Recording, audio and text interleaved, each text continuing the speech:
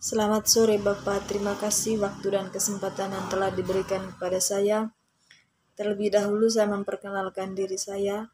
Nama saya Yohana Evensiana Sari, NIM 19030300087. Baik, pada kesempatan ini saya akan membahas materi mata kuliah anti korupsi.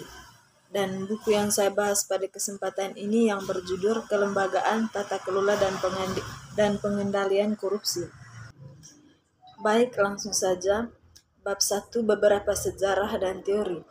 Korupsi adalah masalah multidimensi yang telah meresap sepanjang sejarah.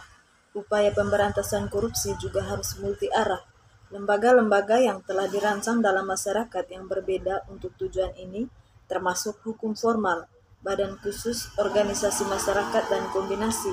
Catatan keberhasilan mereka bervariasi. Bab 2, korupsi sebagai fenomena politik. Korupsi pengambilan sumber daya publik untuk tujuan pribadi merupakan fenomena modern. Sejauh negara modern didirikan di atas prinsip pemisahan yang ketat antara publik dan privat. Ini tidak terjadi pada sebagian besar sejarah manusia, di mana penguasa patrimonial menganggap domain publik sebagai spesies milik sendiri.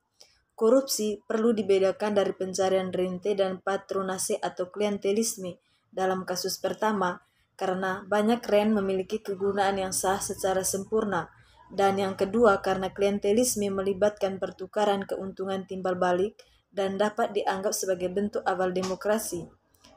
Partisipasi pindah dari negara berbasis patronase ke negara-negara modern impersonal pada dasarnya adalah tindakan politik karena melibatkan perebutan kekuasaan dari elit yang menggunakan akses mereka ke negara untuk tujuan pribadi.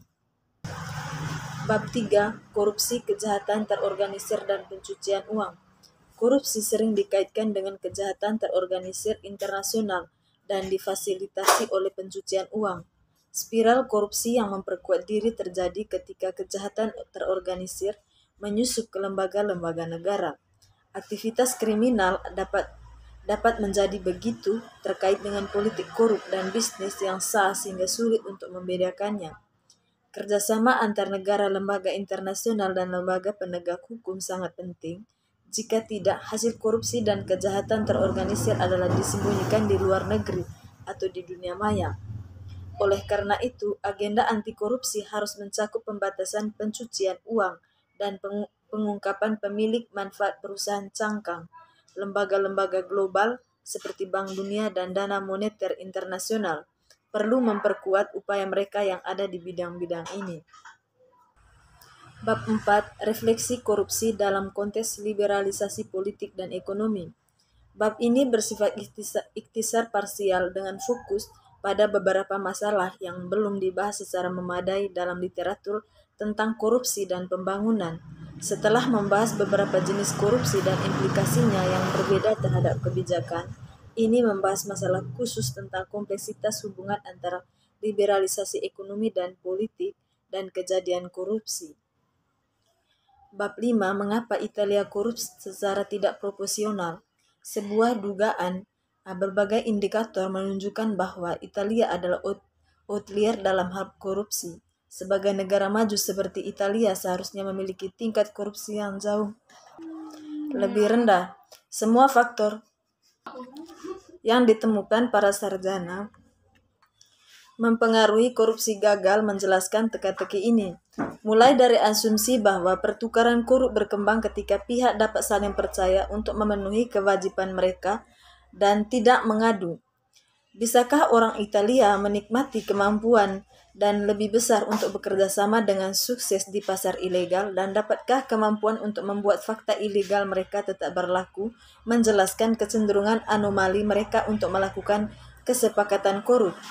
Orang bisa memikirkan penegakan mafia yang tentu saja membantu, namun korupsi juga terjadi di luar daerah dengan kehadiran mafia yang besar sepertinya. Hal tersebut merupakan urusan kerah putih di mana ancaman tidak perlu dan tidak ada pertumpahan darah. Dalam mempertimbangkan mekanisme ikatan khusus, berbagi informasi kompromi atau SCI, dan mengandalkan bukti dari studi kasus dan eksperimen, mengilustrasikan bagaimana SCI bekerja dalam mewujudkan kerjasama di pasar ilegal lainnya. Tetapi mengapa orang Italia harus berada dalam posisi yang lebih baik untuk mengandalkan SCI untuk mengejar kesepakatan korupsi mereka? Terletak pada kekhasan sistem peradilan Italia yang sekaligus tidak efisien namun independen, dan bersama-sama fitur ini membuatnya dapat dieksploitasi oleh penjahat sebagai mekanisme penegakan yang murah, andal, dan tanpa disadari untuk kesepakatan mereka. Bab 6. Kelembagaan yang kohesif dan distribusi rent politik, teori dan bukti. Pada bab ini mempertimbangkan bagaimana sumber daya publik didistribusikan di seluruh kelompok dan bagaimana hal ini bergantung pada lingkungan kelembagaan. Ini menunjukkan bagaimana kendala eksekutif dan keterbukaan harus menjadi masalah, dan berpendapat bahwa peran kunci lembaga adalah untuk melindungi kelompok yang dikucilkan secara politik. Ini mengembangkan pendekatan untuk menilai institusi politik berdasarkan gagasan bahwa institusi kohesif berperan ketika ada ketidakpastian tentang alokasi kekuasaan politik. Menggunakan data spansial pada lampu malam menunjukkan ketimpangan lebih rendah dengan kendala eksekutif. Selain itu, kelompok-kelompok yang dikecualikan secara politik bekerja lebih baik di dalam negara-negara ketika batasan-batasan seperti itu berlaku. Bab 7. Jika politik adalah masalah, bagaimana aktor eksternal dapat menjadi bagian dari solusi? Meskipun banyak bukti tentang kebijakan dan lembaga yang diperlukan untuk menghasilkan pertumbuhan dan mengurangi kemiskinan, banyak pemerintah gagal untuk mengadopsi kebijakan ini atau mendirikan lembaga. Kemajuan penelitian sejak tahun 1990-an telah menjelaskan sindrom ini yang secara umum disebut kegagalan pemerintah dalam hal insentif yang dihadapi politisi dan institusi politik yang mendasari yang mengarah pada insentif tersebut. Sementara itu, bantuan pembangunan yang dimaksudkan untuk menghasilkan pertumbuhan dan mengurangi kemiskinan hampir tidak berubah sejak pada tahun 1950-an. Ketika dianggap bahwa masalahnya adalah kegagalan pasar, sebagian besar bantuan masih diberikan kepada pemerintah dalam bentuk keuangan dan pengetahuan yang digabungkan menjadi sebuah proyek, menggambar pada penelitian terbaru tentang politik kegagalan pemerintah.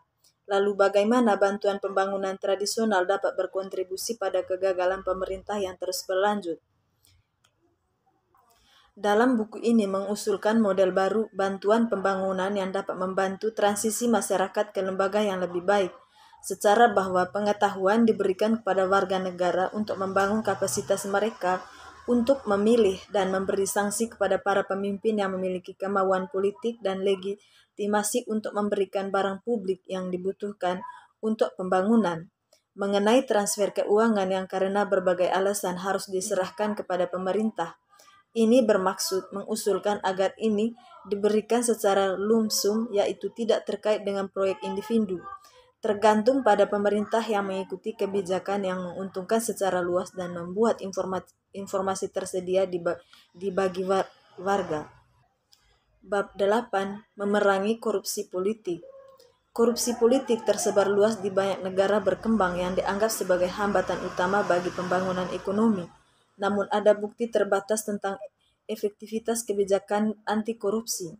Dalam bab ini merangkum sejauh mana audit pemerintah atas sumber daya publik mengurangi korupsi dalam konteks program anti korupsi Brasil yang secara tidak mengaudit kota media untuk pembangunan dana federal mereka. Bab 9. Apa yang mendorong persepsi warga negara tentang korupsi pemerintahan?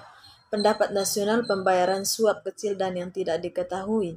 Rendahnya kepercayaan pada pemerintah dan meluasnya anggapan bahwa lembaga publik korup tampaknya menjadi fenomena global dan merupakan tantangan bagi pemerintahan yang efektif. Kami menggunakan barometer korupsi global yang tanggapan dari individu di 117 negara untuk menyelidiki apa yang mendorong persepsi warga negara tentang korupsi dan kecenderungan untuk membayar suap. Analisis kami tentang peran karakteristik individu tertentu pada persepsi korupsi atau termasuk usia, jenis kelamin, tingkat pendapatan yang dilaporkan sendiri, pendidikan, dan status pekerjaan, menunjukkan bahwa setidaknya ada pemahaman umum di antara individu tentang beberapa korup layanan tertentu di negara mereka, tetapi faktor-faktor lain yang sebagian besar tidak dapat diamati menjadi penyebab sebagian besar respon individu tertentu. Analisis kedua tentang hubungan antara persepsi korupsi rata-rata negara dan variabel perjelas tingkat negara, termasuk PDB. Per kapita demokrasi, ketidaksetaraan kemungkinan pembayaran suap serta ukuran kinerja layanan untuk setiap layanan menunjukkan hubungan negatif yang kuat antara PDB yang per kapita dan persepsi korupsi dan hubungan positif yang kuat antara pembayaran suap dan persepsi korupsi. Baik, mungkin itu saja pembahasan yang saya bahas pada kesempatan ini. Saya ucapkan terima kasih.